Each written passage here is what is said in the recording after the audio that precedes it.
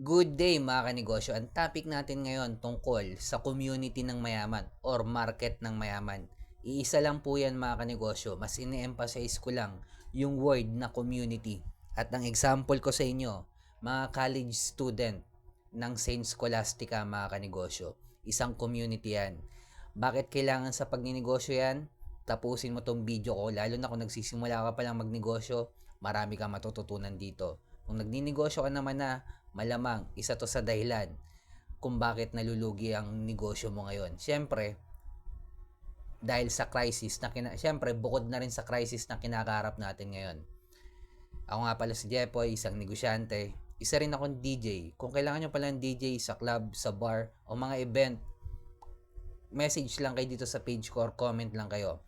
Bilang negosyante, meron na akong 11 years na pagkalugi at experience sa pagninegosyo. Ano ba ang community or market ng mayaman mga kanegosyo? Kwento ko lang. Ang naging market ko rin or naging community pinaglilingkuran ko ay mga college student din mga kanegosyo. Sa una kong negosyo na sari-sari store, naitayo ko yan malapit sa school kung saan ako graduate ng college. Graduate po ako ng Marketing Management sa Technological Institute of the Philippines. Sa Cubao, Quezon City po yan. Doon ko naitayo yung una kong negosyo na sari-sari store. Bakit sari-sari store? Una, hindi ako marunong magluto, madali magbukas, pambansang negosyo. At ang purpose ko lang talaga noon, matuto sa pagninegosyo. Nagkataon mga kanegosyo na itayo ko yung hindi ko pa alam yung mga word na market ng mayaman na yan nung nagsisimula ako magnegosyo. Hindi ko pa alam yung mga focus in one na yan. Hindi ko pa alam yung mga i-scale up yung negosyo natin sa level 2 business model, apply ng isa lang sa mga to, franchising, distribution, manpower, software, licensing, platform business model. Di ko pa alam yung mga yan nung nagsisimula pa lang ako magnegosyo. Nagkataon mga kanegosyo, pang-anim akong sari-sari store na nakapaligid sa school ko dati.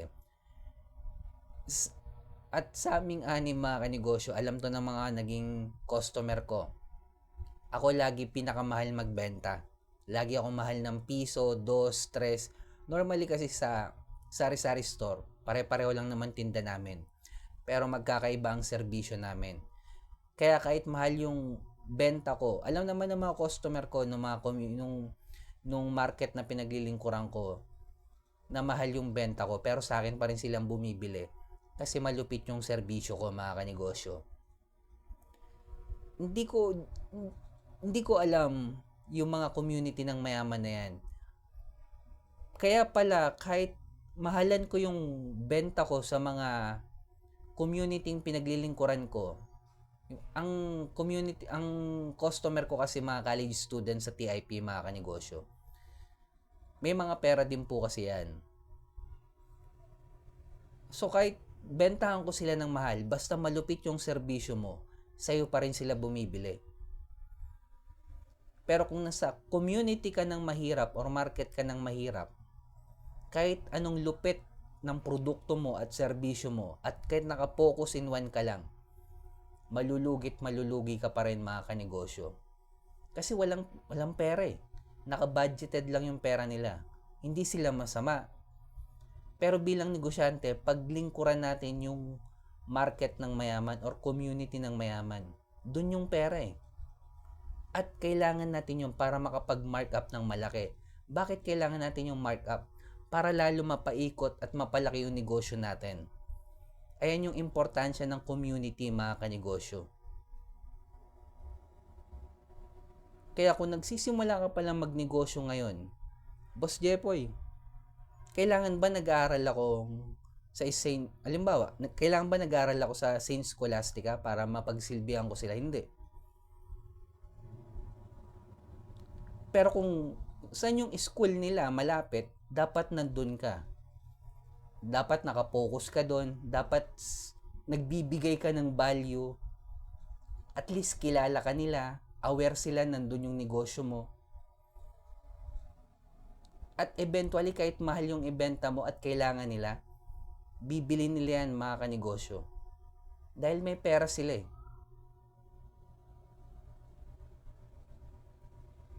Ganyan ang importansya ng community ng mayaman mga kanegosyo.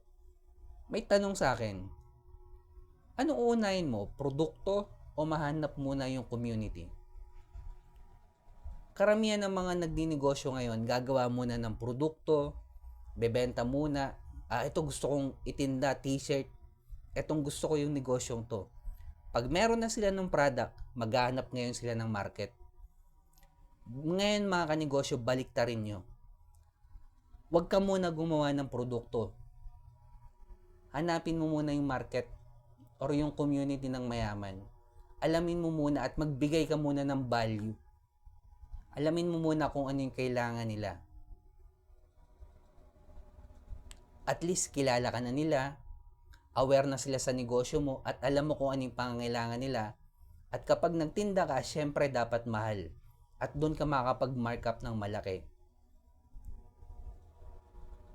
Kaysa gawa ka ng produkto, hindi mo naman alam kung saan mong community ibebenta yan.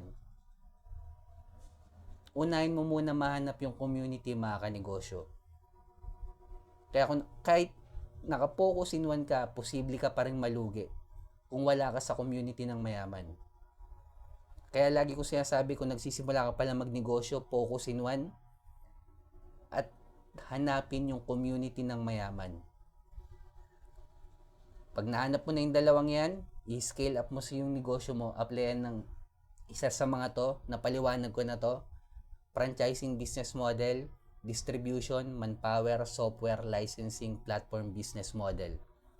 At kailangan na nating panghuli, kailangan na nating gumawa ng original content dahil kasama na sa trabaho natin yan bilang negosyante. Kaya kung umabot ka sa dulo na video na to, subscribe ka naman sa akin, heart mo na rin to, comment ka lang kung tagasan ka, gusto ko malaman saan umabot yung video ko. At sa mga negosyanteng dumadanas ng pagkalugi ngayon dahil sa oil crisis, magpakatatag po tayo at huwag nating kalimutan mag-pray kahit anong religion natin. Ingat tayong lahat. Peace.